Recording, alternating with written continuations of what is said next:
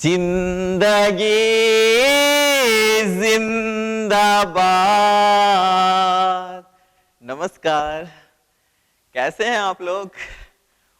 मैं उम्मीद ही नहीं पूरा विश्वास करता हूं सब लोग मजे में होंगे, जिंदा दिली से होंगे। कहते हैं कि जिंदगी एक खेल है तो आदमी खिलौना है रे। जिंदगी एक खेल है तो आदमी खिलौना है रे। सब रब के मर्जी से होना है रे। कभी पाना है तो कभी खोना है रे। कभी हंसना है तो कभी रोना है रे। पर हर हाल में जिंदगी जीना है रे। फिलहाल कोरोना है रे। कोरोना देश में बढ़ते जा रहा है और आदमी घटते जा रहा है। लेकिन कुछ चीजें कुदरत द्वारा तय है कि जो होना है सो होना है। कुदरत अपना नियम बिल्कुल, इसमें किसी भी प्रकार का कोई दया मया नहीं करती है। एक छोटी सी कहानी सुनिए जो बड़ा संदेश देती है। ये कहानी, मेढक की एक प्रकृति ये होती है कि वो अपने शरीर का तापमान वातावरण के तापमान के अनुसार से संतुलित कर लेता है। तो मेढक को अगर बड़ा जार में पानी डालकर अगर उसमें डाल करके गर्म किया जाए तो जैसे जैसे पानी गर्म होता जाता है वैसे वैसे मेढक क्या करता है, अपना बॉडी का टेम्परेचर बढ़ाता जाता है। हालांकि टेम्परेचर एक समय इतना ज्यादा हो जाता है कि वो अपनी ऊर्जा पहले ही इतना खर्चा कर चुका होता है कि फिर उसके पास इतना क्षमता नहीं होता है कि उतना टेम्परेचर मेंटेन कर पाए और अंततः वो मर जाता है उस जार में। ध्यान देना है, वो चाहता तो जब धीरे धीरे टेम्परेचर जब बढ़ रहा था पानी का तो एक बार छलांग लगाकर बाहर आ सकता था, उसके पास उतनी ऊर्जा उस समय थी। लेकिन अपना टेम्परेचर मेंटेन करने में इतना ऊर्जा खपत कर देता है कि एक समय जब टेम्परेचर ज्यादा बढ़ जाता है तो वहां छलांग लगा करके बाहर निकलना तो चाहता है, लेकिन उसके पास उतना ताकत नहीं बचता है कि वो छलांग लगाकर बाहर निकल पाए और अंततः वो मर जाता है। ऐसे ही अभी के हालात को देखते हुए कुछ बच्चे पढ़ाई लिखाई छोड़ दिए हैं। कुछ लोग एक अलग ही दुनिया बना लिए हैं। लेकिन कुछ बच्चे ऐसे भी होंगे कि इस समय का सदुपयोग कर रहे होंगे, पढ़ लिख करके एक नए चुनौती का सामना करने के लिए वो तैयार हो रहे होंगे। अक्सर हम अपने जीवन के ऊर्जावान हिस्से को क्या करते हैं, अत्र तत्र जैसे तैसे जो काम लक्ष्य से जुड़ा नहीं है, जो सार्थक कार्य नहीं है, उसमें हम ऊर्जा खपत कर चुके होते हैं। और जब जिंदगी परेशानी में डालती हैं तो उस समय बहुत ज्यादा ऊर्जा लगाने का हम प्रयास भी करते हैं तो ऊर्जा उस समय बची नहीं होती है और बहुत प्रयास लगाने के बाद भी हम सफल नहीं हो पाते हैं। तो छोटी सी कहानी से एक बड़ा संदेश लेने की दरकार है कि हम इस समय का सदुपयोग करें। अभी जो खाली समय बचा हुआ है उसको अच्छे सार्थक कामों में इसका प्रयोग करें। आइए, आज हम जिस विषय वस्तु के बारे में बात करने वाले हैं वो केमिस्ट्री से जुड़ा है। केमिस्ट्री बड़ा प्यारा विषय है, रसायन शास्त्र इतना प्यारा है। कहते हैं दुनिया में आए हो तो लब कर लो, लब तुझे लब मैं करता हूं। ये जो लब बोल रहे हैं ना, तो कभी ध्यान दिए दो लोगों के बीच में जब लब होता है तो हम लोग क्या बोलते हैं, दोनों के बीच केमिस्ट्री चल रहा है। तो ध्यान देना है, केमिस्ट्री और लव का बहुत अच्छा ताल्लुक है। इसलिए केमिस्ट्री के फादर यानी रसायन शास्त्र के पिता कौन कहते हैं, लेबोजियर। नाम को थोड़ा लिंक कर लेंगे। आइए हम लोग जानेंगे अम्ल के बारे में। आज हम लोग एक बड़ी ही शानदार विषय वस्तु पर बात करेंगे।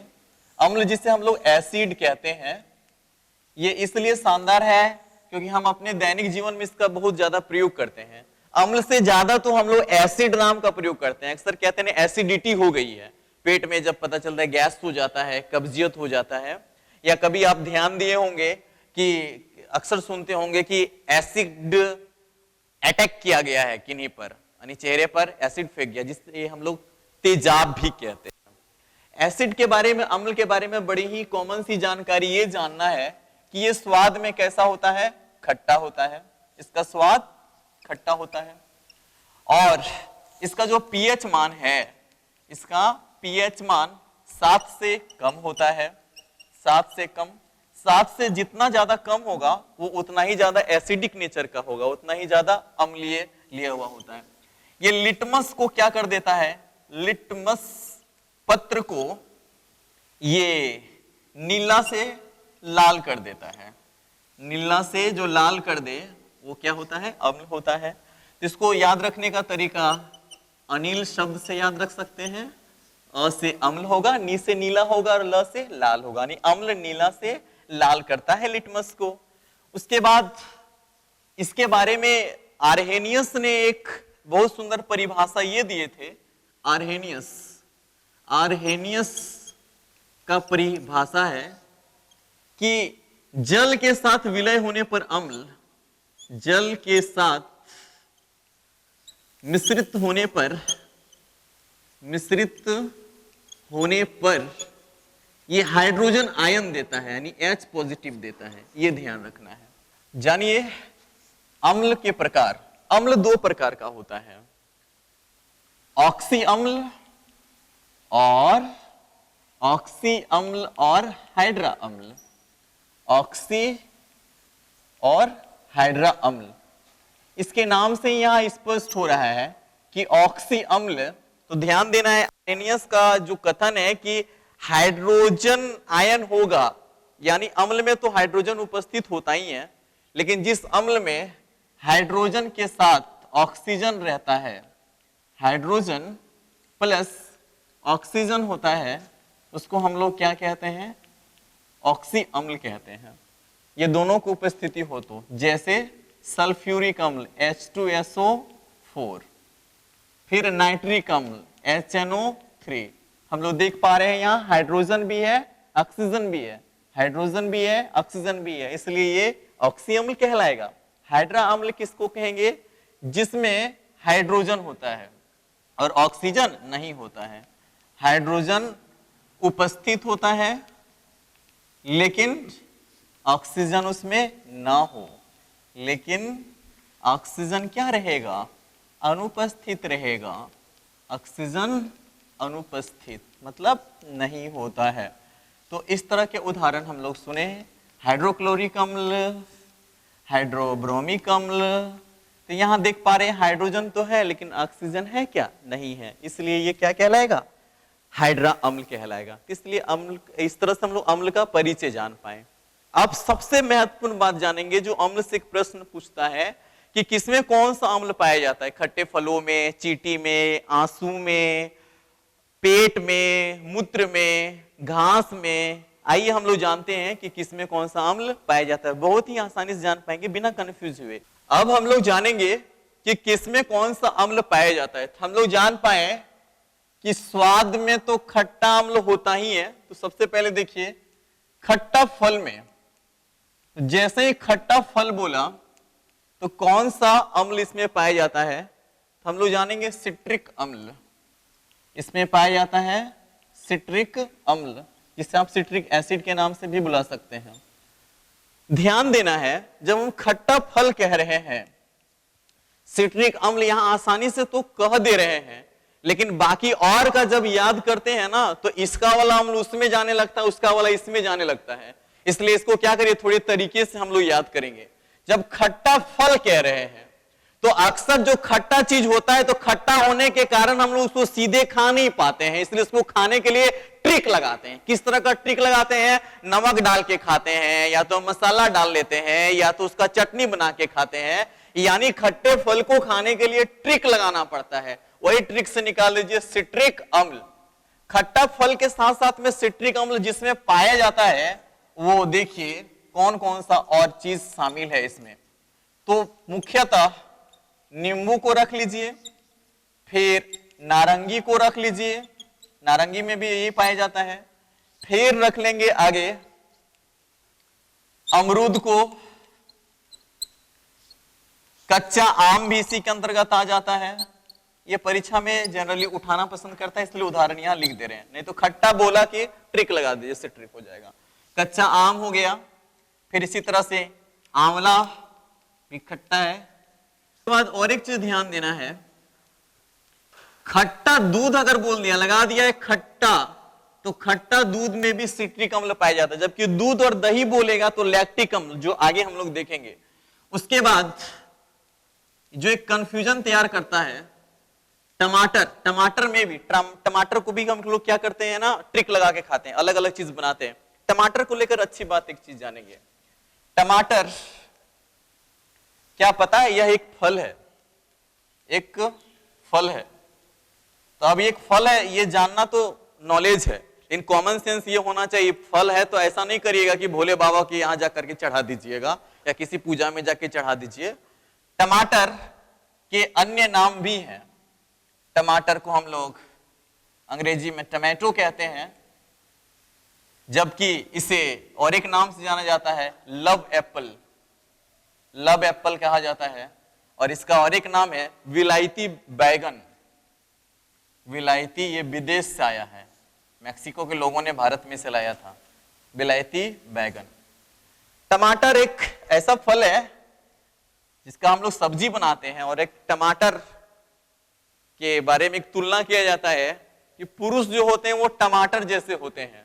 जिस तरह टमाटर हर सब्जी में एडजस्ट हो जाता है, उसी तरह पुरुष भी पता चलता है ना, हर जगह एडजस्ट हो जाता है। और स्त्री की तुलना भिंडी से की गई है। भिंडी जो किसी सब्जी में एडजस्ट नहीं होती है ना, अकेले जलती भूनती रहती हैं, उसी तरह से उसका अंग्रेजी नाम भी लेडीज फिंगर है। उसके बाद आप लोग जानेंगे टमाटर के बारे में, इसमें इसको ट्रिक लगा के तो खाइए ही खाइए, सिट्रिक अम्ल पाया जाता है। इसके अलावे इसमें ऑक्जेलिक अम्ल भी पाया जाता है, ऑक्जेलिक अम्ल भी इसमें पाया जाता है। और एक चीज ध्यान देना है, इसमें एस्कॉर्बिक अम्ल भी पाया जाता है, एस्कॉर्बिक अम्ल भी पाया जाता है। किसमें? टमाटर में। ध्यान देने योग्य बात है, परीक्षा में ऑप्शन के अनुसार से निर्णय लेना है। देखिएगा जिस तरह का ऑप्शन दिया है उसी तरह का उत्तर पर क्या करेंगे, टिक करिएगा। इस तरह से टमाटर में सिट्रिक अम्ल के अलावे भी और अम्ल, ऑक्जेलिक अम्ल और एस्कॉर्बिक अम्ल भी पाया जाता है। याद रखेंगे उसके अंदर बहुत ज्यादा जल की मात्रा होता है, तो ऑक्जेलिक सोच लीजिएगा। इसके बाद अभी जो हम लोग देखें, खट्टा दूध अगर बोल देगा तो सिट्रिक अम्ल होगा, लेकिन दूध बोल दे या दही बोल दे तो दूध दही में पाया जाता है क्या, लैक्टिक एसिड पाया जाता है, लैक्टिक अम्ल, लैक्टिक अम्ल पाया जाता है।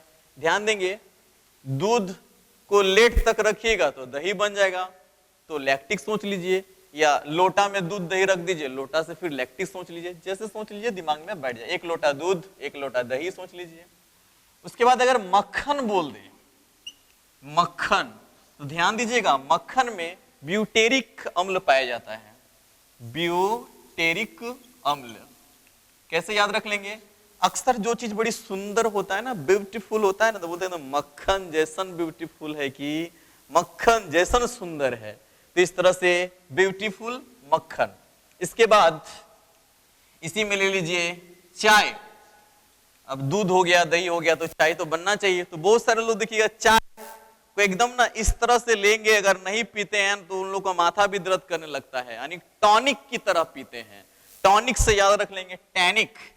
बहुत लोगों के लिए चाय टॉनिक का काम करता है, बिना चाय पिए दिमाग उन लोगों का काम करेगा नहीं। तो चाय को वैसे भी टी कहते हैं, टी से भी कर सकते हैं टैनिक, या तो फिर टॉनिक से सोच लीजिएगा कि चाय बहुत सारे लोग टॉनिक की तरह पीते हैं तो टैनिक अम्ल हो जाएगा। ऐसे चाय लोग पीते हैं ना तो उसमें देखिएगा बहुत ही होश में पीते हैं। अगर ज्यादा गर्म चला गया तो जीभ जलने का डर रहता है। देखेंगे ना, कप लेंगे, धीरे धीरे उठाएंगे, करेंगे, उसके बाद क्या करेंगे, धीरे धीरे एकदम लेंगे, है ना, अचानक सा जलने का भी डर रहता है। तो इस तरह से उसमें देखिएगा मुंह ना बड़ा अजीबोगरीब बनता है। ये जान पाए, आगे जानते हैं और किसमें और क्या अम्ल पाया जाता है। अभी हम लोग देख पा रहे थे कि जो खट्टा फल होता है तो उसको खाने के लिए ट्रिक लगाते हैं तो सिट्रिक अम्ल पाया जाता है। लेकिन कोई कोई तो इतना खट्टा होता है ना, उसमें कोई ट्रिक काम नहीं करता है। पता है कौन है वो? इमली। इमली के सुनते ही मुंह में आ जाता है पानी। और पानी वाला और एक फल है अंगूर। कच्चा जब अंगूर होता है ना, और ये जो इमली है इतना खट्टा होता है कि खाने के बाद दांत ही करने लगता है टर टर। तो इससे याद रख लेंगे टारटरिक, टारटरिक अम्ल। ये दोनों में पाया जाता है क्या? टारटरिक अम्ल। इसके बाद एक फल है जिसका नाम है सेब। सेब में पाया जाता है मैलिक अम्ल। कौन सा अम्ल पाया जाता है? मैलिक अम्ल। सेब तो याद रखेंगे कैसे? सेब कह रहे हैं तो सब, सबका मालिक एक, तो सबका मालिक सेब, सबका मालिक एक। मालिक से निकालेंगे क्या? मैलिक। मालिक से निकाल लिए मैलिक। इसी तरह फिर देखेंगे सिरका और शराब। सिरका और शराब में पाया जाता है एसिटिक, एसिटिक अम्ल पाया जाता है। इसको कैसे याद रख लेंगे? एसिटिक। तो सिरका जिसको विनेगर कहते हैं, शराब तो देखिए ना संकेत के सिर का, मैंने सिर मतलब माथा सोच लीजिए। तो सिर का जो काम करता है, सर का जो सर का काम करेगा, माथा वाला काम करेगा, सिर वाला जो काम करेगा, तो बोलिए वो एसी रूम में बैठा रह करता है ना काम, तब तो दिमाग ठंडा रहेगा। तो सिर का जो काम करेगा वो एसी में बैठेगा, उसी से निकालेंगे एसिटिक अम्ल। ध्यान में रह जाएगा, बहुत ज्यादा पूछता रहता है ये। इसके बाद देखेंगे चींटी का डंक, बिच्छू का डंक, बिच्छू का डंक, चींटी का डंक, बिच्छू का डंक, या चींटी में या तो लाल चींटी में पूछ दे या बिच्छू में पूछ दे, डंक में पूछ दे, तो सबके उत्तर में आपका एक ही होगा, फॉर्मिक अम्ल। फॉर्मिक अम्ल। तो अक्सर आप लोग देखे होंगे चींटी और बिच्छू ज्यादा डंक किन लोगों को मारता है? फार्मर लोगों को। क्यों? क्योंकि उन लोग खेत में काम करते हैं, इसीलिए फार्मर से निकालेंगे फॉर्मिक अम्ल। दिल में है प्यार तेरे होठों पे गितवा, झूठ बोले जो तुझे काट खाए बिछुआ। ध्यान देना है, चींटियां कतार में जो चलती हैं, तो कतार में चलने का क्या कारण है? क्या वो लोग जाके चीन पर आक्रमण करेगी? नहीं नहीं नहीं। इसलिए कतार में चलती हैं क्योंकि जो रानी चींटी होती है वो एक रसायन छोड़ती है। कौन सा रसायन छोड़ती है? फेरोमोन्स। फॉर्मिक, इसी से एक शब्द और निकालेंगे, फेरोमोन्स। फेरोमोन्स रसायन के कारण ही चींटियां कतारबद्ध चलती हैं। चींटी का कतारबद्ध चलना। और जब चींटी चलती है ना तो देखिए आपस में बतिए तो चलती है, एक दूसरे से बात करती है। इस तरह से हम लोग जान पाए। आगे पालक, ये तो देखिए पालक साग तो सभी लोग खाए होंगे। जब पालक का सब्जी बनाएंगे ना तो बड़ी पानी छोड़ता है, जल बहुत ज्यादा छोड़ता है। जल से ये निकालेंगे ऑक्जेलिक अम्ल, ऑक्जेलिक अम्ल। और इसी तरह से पहले नेगेटिव वाला फोटो आता था ना, तो उस फोटो को बनाने में भी बहुत ज्यादा जल की जरूरत पड़ता था। तो फोटोग्राफी में भी क्या होता है, ऑक्जेलिक अम्ल ही होता है। इसके बाद से जानिए, जब पालक बना रहे हैं तो प्याज लहसुन डालिए। लहसुन और प्याज में कौन सा अम्ल पाया जाता है, तो लहसुन, इसी से नाम लहसुन, तो एलिसिन, लहसुन एलिसिन अम्ल पाया जाता है। लहसुन इसी में बना दिया एलिसुन भी कर देंगे, लहसुन एलिसिन अम्ल पाया जाता है। इसके बाद हम लोग देखेंगे गेहूं। जी हाँ, गेहूं में भी अम्ल पाया जाता है। कौन सा अम्ल पाया जाता है, ग्लूटामिक अम्ल पाया जाता है। ग्लूटामिक अम्ल, इसको आसानी से याद रख पाएंगे। गेहूं, तो गेहूं टॉमिक कर दीजिए, गेहूं होता ल खाली ले लीजिएगा तो ग्लूटामिक अम्ल हो गया। वैसे भी गेहूं का जब हम लोग आटा बना लेते हैं तो गोल गोल गोला बना करके, लोइया बनाकर क्या करते हैं, रोटी बनाते हैं ना। फिर घास प्लस पत्ता में जो अम्ल पाया जाता है, तो घास पत्ता में जो पाया जाता है वो है बेंजोइक अम्ल। बेंजोइक अम्ल, इसको कैसे याद रख लीजिएगा, ऐसे याद रखिएगा। घास को उगने के लिए क्या हम लोग कोई बीज डालते हैं, नहीं, तो बिना बीज का ही घास पत्ता उगा जाता है ना, बिना बीज का। बिना बीज तो बेंजोइक, बिना बीज बेंजोइक, बिना बीज बेंजोइक अम्ल हो गया। हम लोग देखेंगे बैटरी, तो आप लोगों को पता होना चाहिए, जिसमें बैटरी लगा रहता है वो सेल्फ स्टार्ट हो जाता है। सेल्फ माने अपने हो जाएगा, तो सल्फ्यूरिक अम्ल पाया जाता है, सल्फ्यूरिक अम्ल पाया जाता है। इसके बाद एक बहुत ही इंपॉर्टेंट है, बहुत ज्यादा डीप लेना चाहेगा तो पूछना चाहेगा, समुद्री शैवाल में कौन सा अम्ल पाया जाता है, तो इसमें पाया जाता है एलिजिनिक अम्ल पाया जाता है। एलिजिनिक अम्ल, तो आप लोग ऐसे याद रख लेंगे, समुद्री शैवाल। वैसे तो समुद्र में जाके हम लोग शैवाल देखे नहीं है, शैवाल हम लोग देखे भी हैं समुद्र वाला तो किसमें, टीवी पर देखते हैं। तो कौन टीवी में देखें, एलजी टीवी पर देखे हैं, तो एलजी से याद रख लेंगे एल्जिनिक अम्ल। सोडा वाटर, जिसको हिंदी में कहते हैं वातिल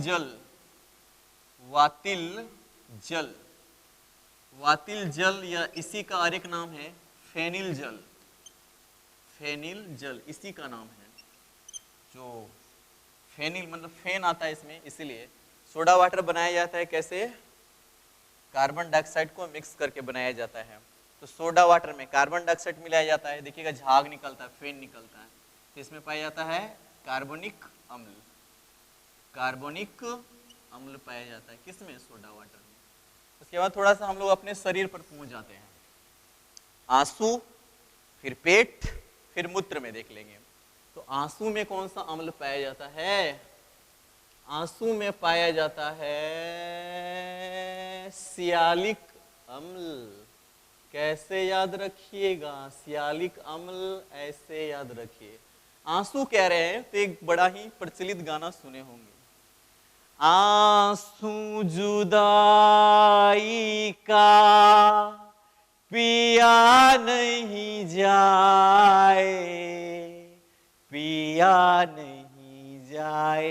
रामा, पिया नहीं जाए रामा।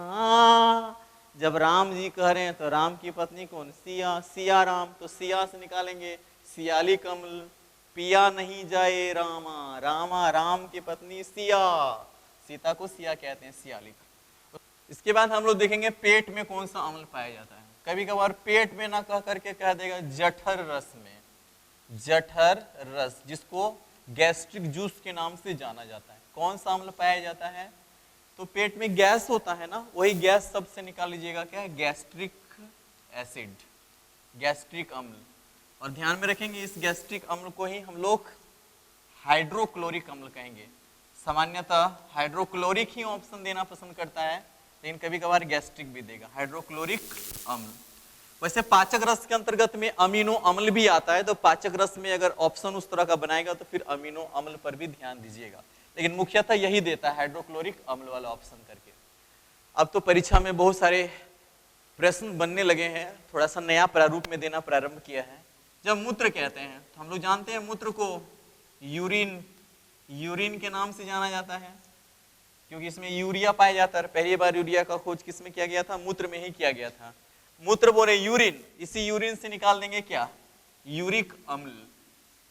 मूत्र में पाया जाता है क्या? यूरिक अम्ल। तो इस तरह से हम लोग प्रमुख चीज जिसमें कौन कौन सा अम्ल पाया जाता है आसानी से जान पाए। फिर अगले टॉपिक में एक शानदार विषय वस्तु को लेकर हम लोग मिलेंगे, और वो विषय वस्तु जिस गाने पर आधारित होगा थोड़ा सुन लीजिए। सावन आया बादल छाए, बुलबुल चहकी फूल खिले, आने वाले सब आए हैं, आने वाले सब आए हैं, लेकिन तुम कब आओगे, लेकिन तुम कब आओगे। हम लोग गीतों में पिरो करके विषय वस्तु को आसान बनाएंगे। वास्तव में जहां संगीत ना हो वहां आनंद होता ही नहीं है, और इसलिए तो कहा गया अगर स्वर्ग में भी हैं और वहां संगीत ना हो तो फिर वो स्वर्ग कहलाएगा ही नहीं। हम अपने दैनिक जीवन में जिन गीतों को सुनते बड़े हुए हैं, जिन गीतों को दिन रात आसपास में सुनते हैं, उन्हीं चीजों में जीके जीएस को समाहित करके हम लोग आसानी से सीख पाएंगे। आज इतना ही। जिंदगी जिंदाबाद।